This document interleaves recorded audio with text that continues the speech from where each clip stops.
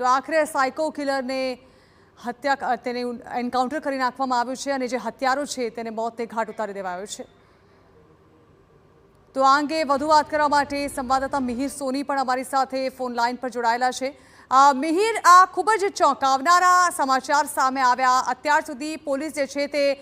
Psycho કિલરની શોધમાં હતી। ગઈકાલે સમાચાર મળ્યા કે આખરે સાયકો કિલરને તેની બહેનના ત્યાંથી રાજકોટથી પકડી પાડવામાં આવ્યો છે અને ત્યારબાદ આજે રિકન્સ્ટ્રક્શન સમયે જ્યારે પોલીસ તેને લઈને પહોંચી ત્યારે તેના મોતના સમાચાર સામે આવ્યા છે। જાણવા માંગીશું આખો ઘટનાક્રમ શું રહ્યો આ સાયકો કિલરની હત્યાથી લઈને એની ખુદનું એન્કાઉન્ટર થયું ત્યાં સુધીનો।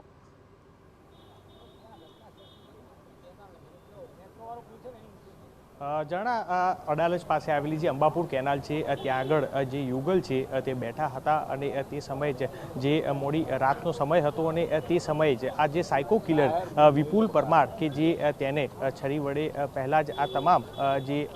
યુગલ હતા તેમની પાસેથી રોકડ સોનાના દાગીના અને ગાડી છે તે ઝૂંટવી દીધી હતી અને ત્યારબાદ જે યુવતી હતી તેને શારીરિક અડપલા કરવાનો પ્રયાસ કર્યો હતો અને ત્યારબાદ તેને જે આ યુવક છે કે તેને અટકાવતા જ તેની સાથે તેને છરી વડે હુમલો કર્યો હતો અને જે 2 થી 3 છરીના ઘા ઝીકી અને ત્યારબાદ જે યુવક ઘટના સ્થળે મોત નીપજ્યું હતું અને તેની સાથે રહેલી જે યુવતી છે તેને પણ છરીથી ગંભીર ઈજા છે તે થઈ હતી। સમગ્ર ઘટનાની મોડી રાત્રે જાણ થઈ અને ત્યારબાદથી જ પોલીસ દ્વારા સતત આ કોણ છે તેને લઈને તપાસ કરી રહ્યા હતા અને તેવામાં જ ગાંધીનગર પોલીસ અને અમદાવાદ ક્રાઇમ બ્રાન્ચે સતત જે આ સાયકો કિલર વિપુલ ઉર્ફે નીલ પરમારની શોધખોળ છે તે કરી રહી હતી અને છેલ્લા 4 દિવસથી અમદાવાદ ક્રાઇમ બ્રાન્ચ છે રાજકોટની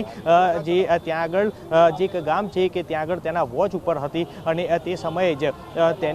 તેના બહેનનું જે ઘર છે તે નજીક જ કાગદડી ગામ છે ત્યાંથી તેને પકડવા માટે અમદાવાદ ક્રાઇમ બ્રાન્ચના જે મહિલા પીઆઈ માધુરી ગોહેલ તેની સાથે જ મેહુલ ચૌહાણ જે આ બંને પીઆઈ છે તે પહોંચ્યા હતા અને તેનો સ્ટાફ, પરંતુ તે પોલીસને જોઈ જતા તે લગભગ અડધો કિલોમીટર સુધી તેને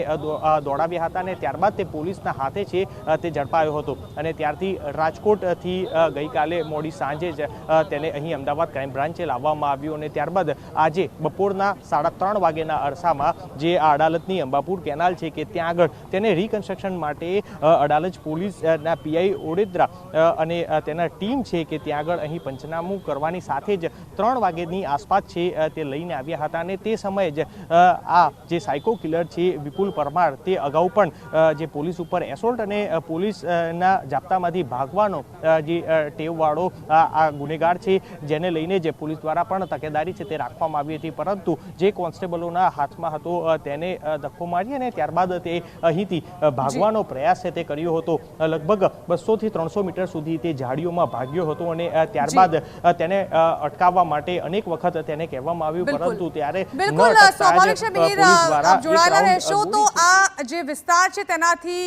અવગત હતો આ જે હત્યારો છે તે અને તેના કારણે તેણે ભાગવાની કોશિશ કરી પરંતુ તે નાકામયાબ ઠરી અને આખરે એન્કાઉન્ટરમાં તેનું જ મોત થઈ ગયું।